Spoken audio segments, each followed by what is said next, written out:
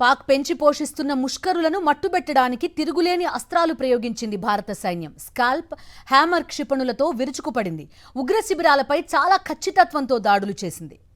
Operation సింధూర్లో భాగంగా పాక్ ముష్కరుల భరతం పట్టడానికి భారత సైన్యం అత్యాధునిక క్షిపణుల్ని ప్రయోగించింది. స్కాల్ప్ క్రూయిజ్ మిసైళ్లు, హ్యామర్ క్షిపణుల్ని రంగంలోకి దించింది. వీటిని రఫేల్ యుద్ధ విమానాల నుంచి ఉగ్రవాద శిబిరాలపై ప్రయోగించినట్లు అధికార వర్గాలు వెల్లడించాయి. ఖచ్చితత్వంతో లక్ష్యాలపై దాడులు చేయడంలో స్కాల్స్ క్షిపణులు పేరుగాంచాయి. వీటిని స్టామ్ షాడో అని కూడా అంటారు. పగటిపూట, రాత్రిపూట మాత్రమే కాకుండా అన్ని రకాల వాతావరణ పరిస్థితుల్లోనూ ప్రయోగించేలా ఉండడం వీటి ప్రత్యేకత. సుదూరంలో ఉన్న లక్ష్యాల్ని ఛేదించడానికి ఉపయోగిస్తారు. స్కాల్ప్ మిసైల్స్ రేంజ్ 450 కిలోమీటర్లు. జీపీఎస్ వ్యవస్థ అమర్చి ఉంటుంది. అడ్వాన్స్డ్ నావిగేషన్ సిస్టమ్ వల్ల గురి తప్పదు. యూరోపియన్ కన్సార్షియం ఎంబీడీఏ ఈ క్షిపణుల్ని తయారు చేసింది.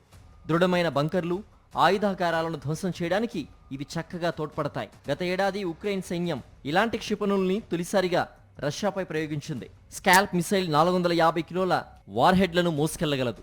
తక్కువ ఎత్తులో ప్రయోగించగల వీలుంది. కాబట్టి శత్రువుల నిఘా వ్యవస్థలు వీటిని గుర్తించడం కష్టం.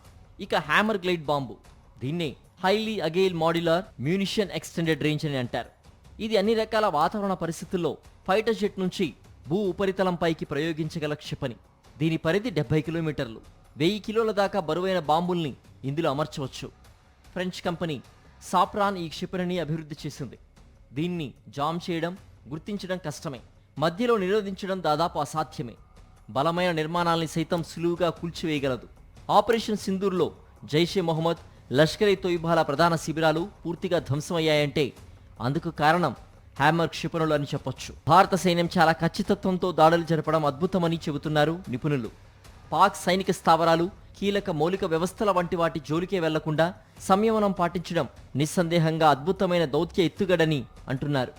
తద్వారా ప్రతీకార దాడులకు దిగేందుకు పాక్కు ఎలాంటి సాకు లేకుండా పోయిందని నిపుణులు విశ్లేషిస్తున్నారు.